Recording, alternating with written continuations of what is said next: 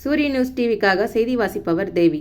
காஞ்சிபுரம் மாவட்டம் குன்றத்தூர் வடக்கு ஒன்றியத்திற்கு உட்பட்ட பெரிய பனச்சேரியில் தமிழ்நாட்டின் முதல்வர் மு.க. ஸ்டாலின் 72வது பிறந்த நாளை முன்னிட்டு குன்றத்தூர் வடக்கு ஒன்றிய திமுக சார்பில் ஒன்றிய செயலாளர் ஏ. வந்தே மாதரம் தலைமையில் பொதுக்கூட்டம் நடைபெற்றது.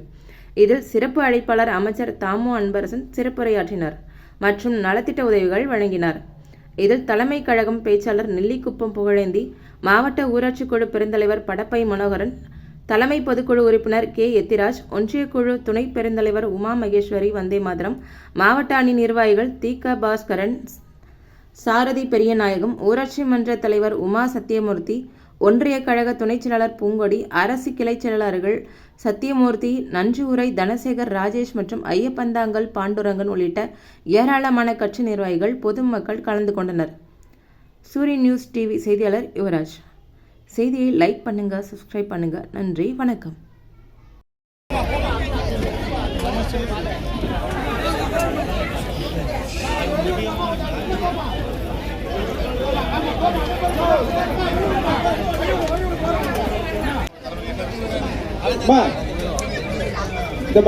இந்த நிகழ்ச்சியில பங்கு பெற்ற அனைவருக்கும் ஒரு இன்ப செய்தி.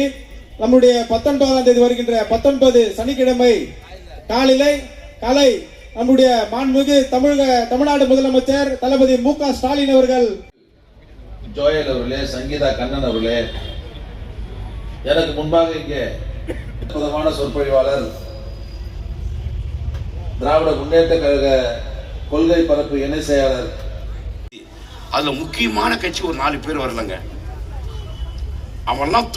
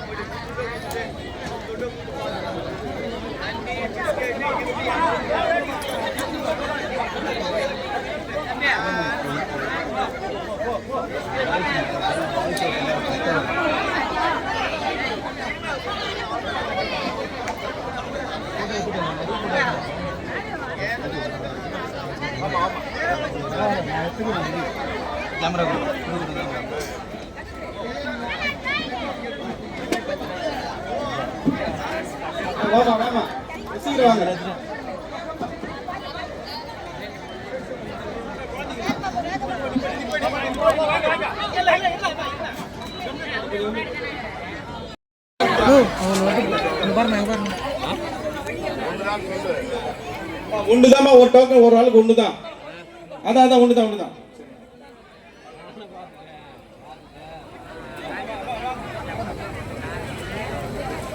கூட்டமே இல்லை. நீங்க நிறைய பேர் தெரியல. நான் சொல்றது எனக்கு தெரியாம நிறைய பேர் தெரியல. என்ன கை எவ்வளோ ஹீட் ஆகுது?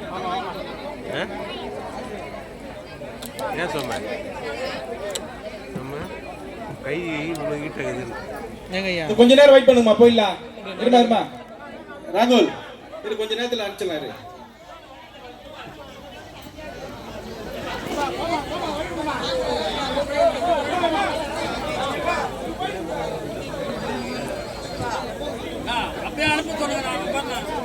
அனுப்பிச்சுடுப்பா,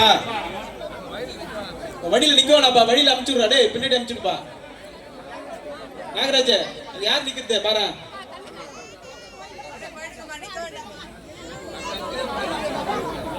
ஒரு 2 பேர் பின்னாடி போங்க, கிளியர் பண்ணலாம். அதுல ஐசேக எல்லாம் லைன்ல அழகா வாங்க.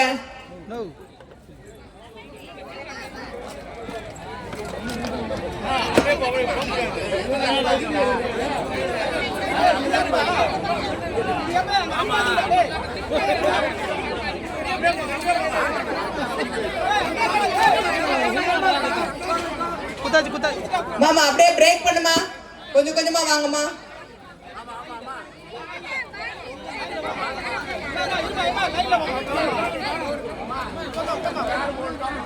ஒரு ஒரு ஆளுக்கு ஒரு ஒரு டோக்கன் தான்.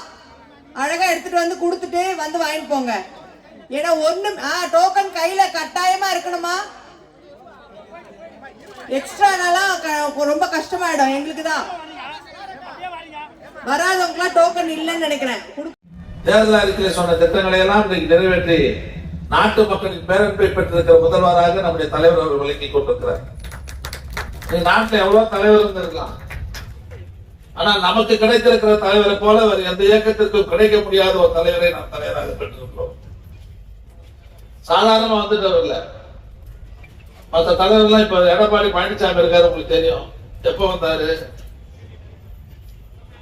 கோவத்தூர்ல சசிகலா காலில் விழுந்து ஏறதுக்கு அப்புறம் தான் அவர் ஊர்ல பெரியமா இப்ப இந்த மாதிரி ஒரு ஆளுகிறாரு உங்களுக்கு தெரியும். அதுக்கு அவருக்கு தெரியுமா உங்களுக்கு? ஆனா நம்ம தலைவர் அப்படி கிடையாது.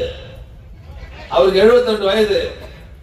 இந்த 72 ஆண்டுகளில் 58 ஆண்டு காலம் பொது வாழ்க்கைக்கு சொந்தக்காராக இருக்கிற ஒரே தலைவர் நம்ம தலைவர். 14 வயதில் கோபாலபுரத்துல இளைஞர் மன்றம் என்று தொடங்கி தலைவரை போல 14 வயசுல தலைவர் வந்தார் கலைஞர். அதே போல 14 வயசுல தன்னுடைய வாழ்க்கை பொது வாழ்க்கையை தொடர்ந்தவர். இன்னைக்கு படிப்படியாக உயர்ந்து இன்னைக்கு தமிழ்நாட்டினுடைய முதலமைச்சராக வளர்ந்திருக்கிறார் என்று சொன்னால் திடீரென்று வந்த தலைவர் இல்ல. தன்னுடைய உழைப்பால், தியாகத்தால், திறமையால் தானாக உருவெடுத்திருக்கிற தலைவர் தான் நம்முடைய கழக தலைவர் அண்ணன் தளபதி என்பதை நீங்க மறந்துடக்கூடாது. கலைஞர் இறந்துட்டாரு. எதிர்கட்சிகள் என்ன சொன்னாங்க? இனி திமுக அவுட்டு, இனி இந்த இயக்கத்தை வழிநடத்துக்கு ஆளே கிடையாது, ஒழிஞ்சு போயிட்டா திமுக எல்லாம் கும்மாளிச்சாங்க.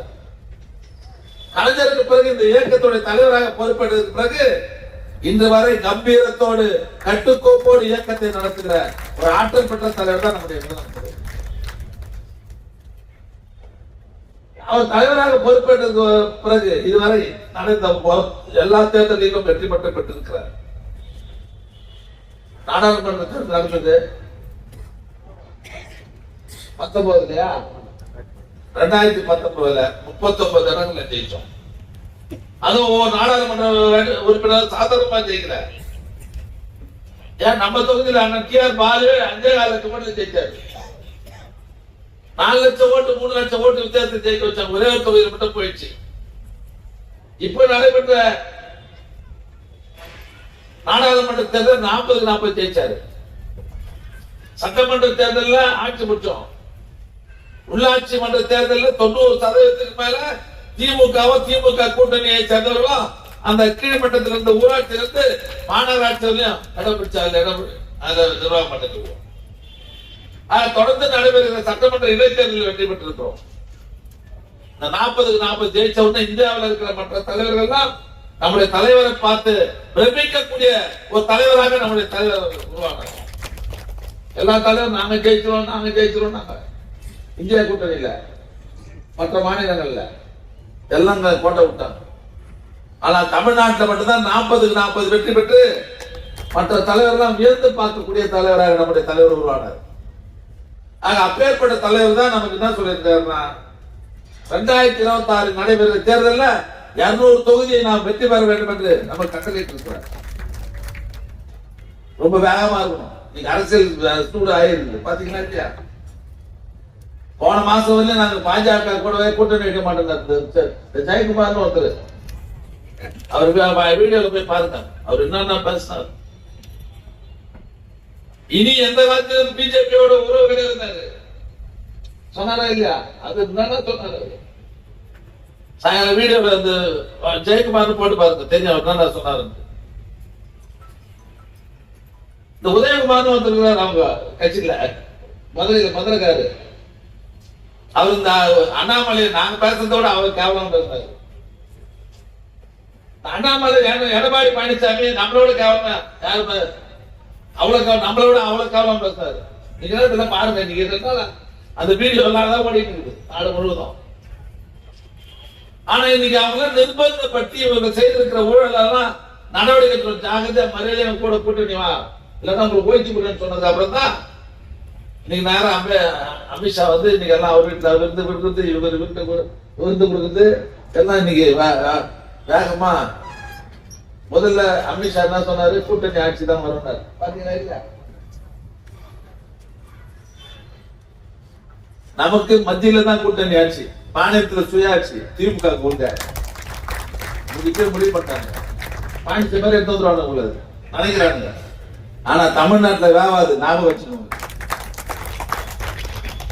நீங்களா ஒன்னா சேர்ந்தா முடிஞ்சிருமா? நம்ம நெல்லிக்குப்ப போய் சொன்னார